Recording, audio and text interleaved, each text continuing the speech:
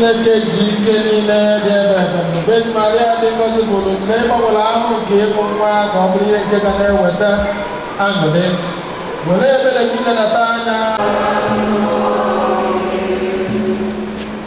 Anyị ji ọṅụ gbakọ n'iru Chukwu n'ụbọchị taata inye ya ekele maka ọgọdọ afọ ọma ya. Ụka nke 22 n'oge na-adanyeghị n'emume n'oge nkịtị nke ụka. Anyị ji ohere ọma na-ekele onye bụ Chukwu maka ọgọdọ afọ ọma ya n'isi anyị niile. Ụmụaka anyị ndị ga-anata oriri ọkụ n'ụbọchị taata, ndị fada na-esonyere m n'ịtụ mmamma, ya nakwazi ndị si ebe dị iche iche ịga ịnọdụla anyị. Ka Chineke gaa anyị ngọzi ya.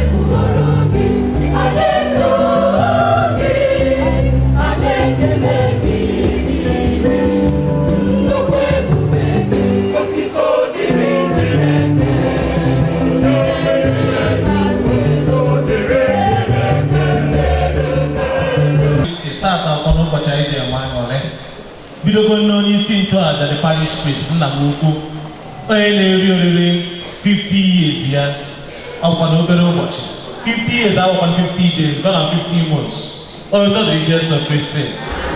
And the majority of these years o donated here with serious commitment ịgba mbọ maka ịgbasa ozi ọma nke Chineke na gịnị na-ere ụwa. Ọ nọbụ ihe Chineke ekele.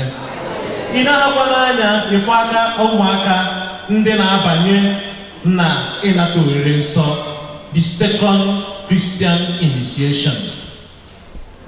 Ịnata oriri nsọ ọ bụ inye Chineke ekele. Lekwazi ụmụnne anyị ndị kutere nwa ọfụ n'iru Chineke. Otu dị Jesu Kristi. Taata bụrụkwazi ụka nke 22 n'oge na-adaghị n'emume, bụrụkwazi ụka ikpeazụ n'ọnwa Ọgọst tupu abanye n'ọnwa Septemba. Ka anyị kere Chineke ka anyị kwụrụ ọtọ. Magnify the Lord with me, exalt the name of Jesus. Magnify the Lord with me, exalt the name of Jesus.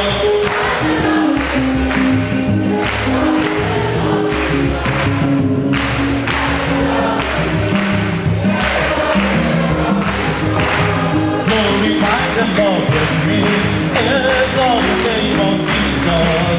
Magnify the Lord with me, exalt the name of Jesus. Exalt the name of Jesus.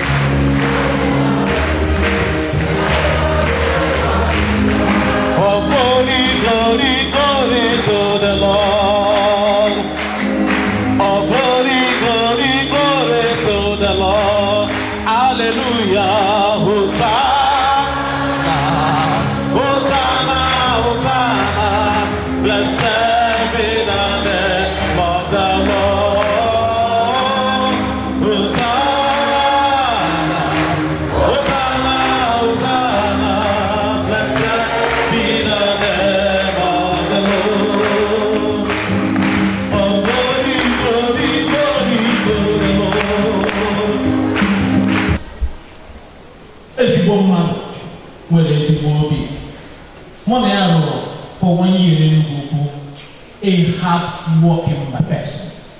Onye na-achọ ọdịmma gịnị ụka n'ebe ọ nọ ka a na-enwe progress. Na ya Chineke na o nyere 50 years n'oge na-adịghị anya ka anyị gịnị celebrate kwazi 100 years ọ na-abụrụ ya. Maka na onye e nyere omeite mee ọfụma na nke e nyere eme gịnị enyekwa ya ọzọ. Father, jido ka iji jisi ike. God is. Mana tupu anyị ebido ihe niile a, ana m ayọ ka kpere anyị ekpere. Thank you very much. Thank you very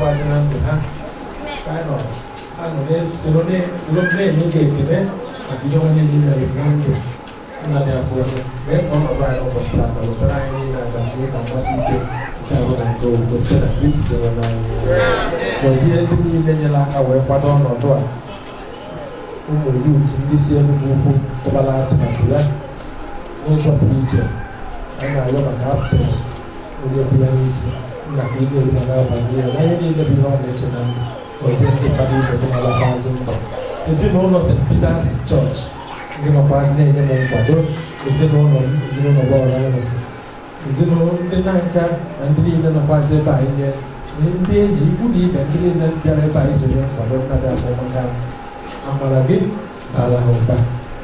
Nna, ihe ndị a ka anyị na-arịọ site na Kristi bụ onye anyị.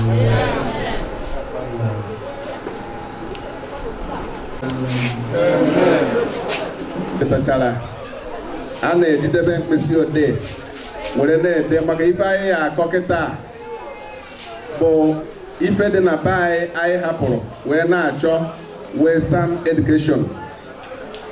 Ife anyị akọ kịta enwere university nọ n'ụwa anyị amụta ya, ọ nọ ihe dịbe anyị ebe a, anyị hapụ ya na-achọ ihe dị n'elu. Ọ bụrụ na anyị gee ntị, anyị na-anụ ka a na-ekwu omenala. Ihe a na-akpọ omenala gịnị ka ọ bụ? Ụfọdụ amadị ihe a na-akpọ omenala. Ndị oyibo kpọrọ ya ọsị na the people's way of life, etu ndị si ebi. Anyị wakpọ ya omenala maọbụ ejimara ndị. Agbakwunye ya ọ bụrụ ọdịbendị na-emeri ya ọgba afọ, ọ bụrụ omenala. Nke mbụ, ụmụaka ga-enu ntị ọfụma maka ọnụnwa ga-akọ akụkọ a echi. Ọnụnwa ga-akọ ya echi. A sị na achọba ihe dị n'ala achọba ihe ewi. Ndị Igbo bụ ndị Hibru. Ihe afọ ka edewachara ya ọfụma ma etu anyị si bịa n'obodo a na etu anyị si mụsa n'afọ anyị bịara. N'ihi ya, omenala Igbo ụzọ 7 gbadoro ụkwụ na omenala ndị Hibru. Isi omenala ọbụla bidoro n'asụsụ. Ọ bụrụ na iji ihe eji ede ihe, ị na-ede ya. Asụsụ bụ isi omenala ọbụla.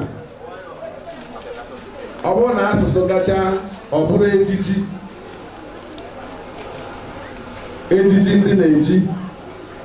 Ọ bụrụ na ejiji gasịa, ọ bụrụ erimeri ma ọ bụ aṅụmaṅụ. Ya bụ ụdị nri ndị na-eri na ụdị mmanya fa na-aṅụ. Unu ma na-abịa n'ala Igbo, o nwere ụdị mmanya anyị na-aṅụ ọrịa. Anyị na-aṅụ nkwụ elu na-aṅụ ngwọ. Ndị mgbago adịghị aṅụ ya. O nwere nke fa na-aṅụ pefa. Nke ise bụ ụdị egwu ndị na-agba ma ọ bụ ụdị egwu fa na-agụ. Ọ ya bụ nke ise. Na-ede. Nke isii bụ etu ha si anụ nwaanyị. Anụmụ nwaanyị ndị Igbo na nke ndị Hibru bụ ofu ihe. Nke isaa bụ etu esi azụlite nwa. Ya bụ ịzụlite mmadụ. Ndị Igbo na-agba odibo. Sọọsọ ndị Igbo na ndị Hibru na-agba odibo n'ụwa niile.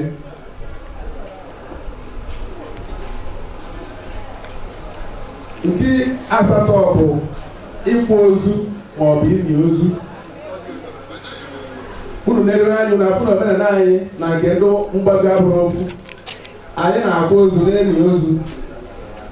Mana ndị oke ọzọ nwere ike ọnwụọ ogbu a na-atụ onye ebe ahụ na-eje ebe ọ na-eje. Ọ eziokwu ga-asị.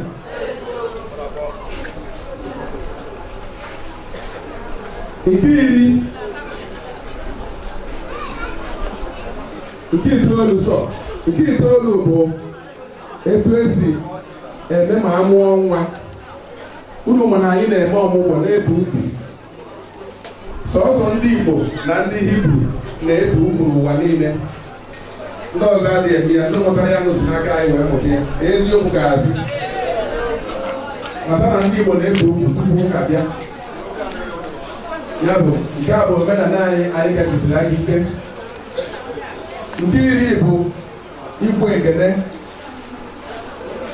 Etu esi ekwe ekele, ọ bụrụ etu anyị si ekwe ekele ka ndị agbata obi anyị ndị ọzọ si ekwe. Ọ eziokwu ka asị. Nke iri na otu bụ echichi a na-echi mmadụ ma o tozuo ogo. O nwere ka ndị Igbo si egosi na nwoke tozuru ogo, nwee ka ha si egosi na nwaanyị tozuru ogo. Ọ eziokwu ka asị. Dịka echichi dị iche iche ndị nze ndị ọzọ wee dịrị gaba, ma ọ bụ echichi a na-echi ma n'ụlọ ụka na onye a toruru ya. Ọ bụrụkwa nke eji ego eme ka anyị na-ekwu na ọ nke onye a tozuru. Nke iri na abụọ bụ etu agbụrụ si ata mmadụ afọ. Nna papa, ndị nna papa, ndị nne mama, asị m na ọra sambisi ka anyị ji azụ ụmụazị. Maka na ihe a na-akụzi ọkwa ndị ụka na-asụ eke. Gịnị kpatara anyị ji asụ eke?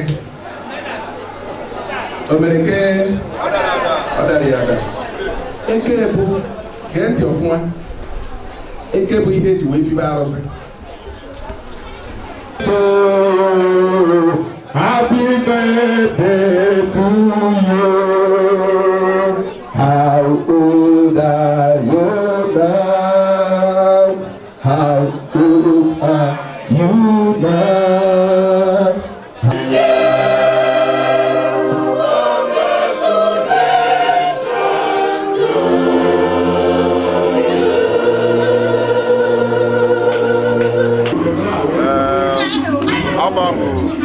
Engineer Joseph Ezugwanne, aka Engineer Smart.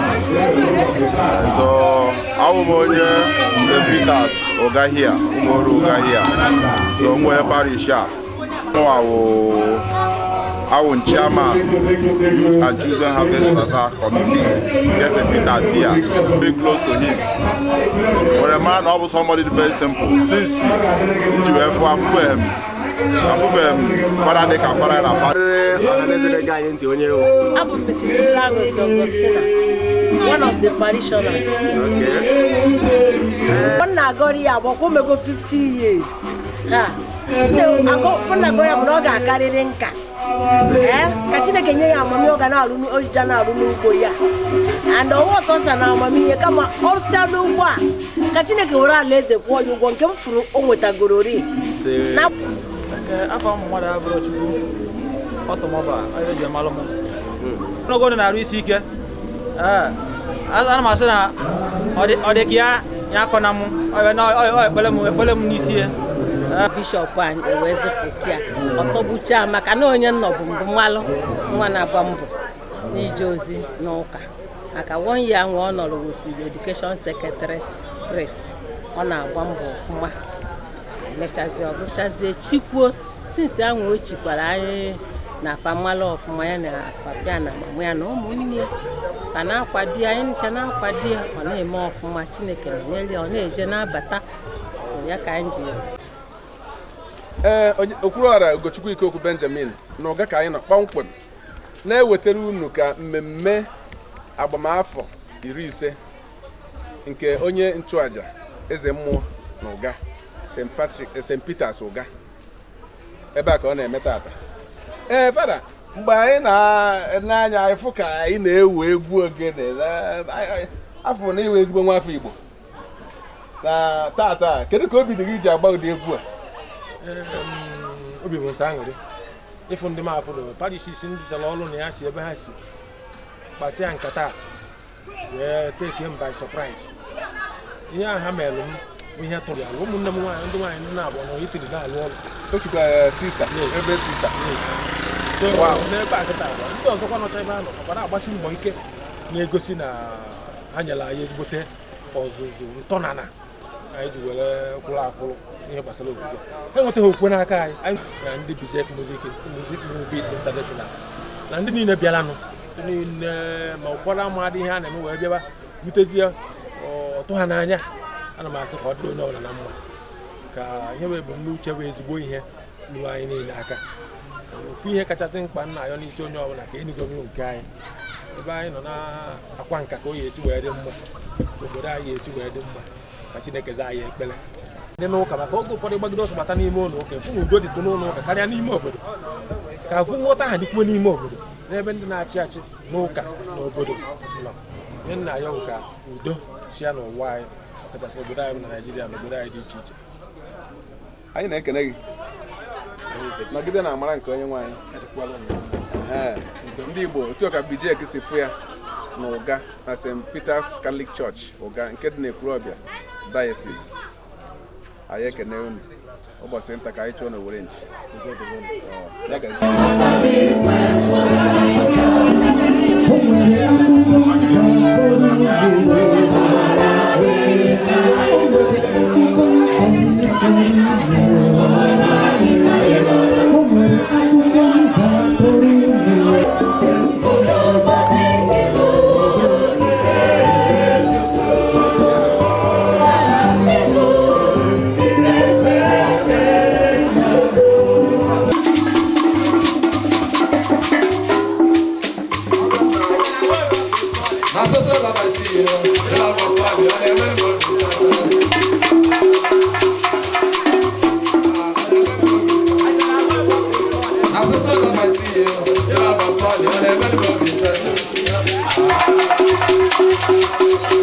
I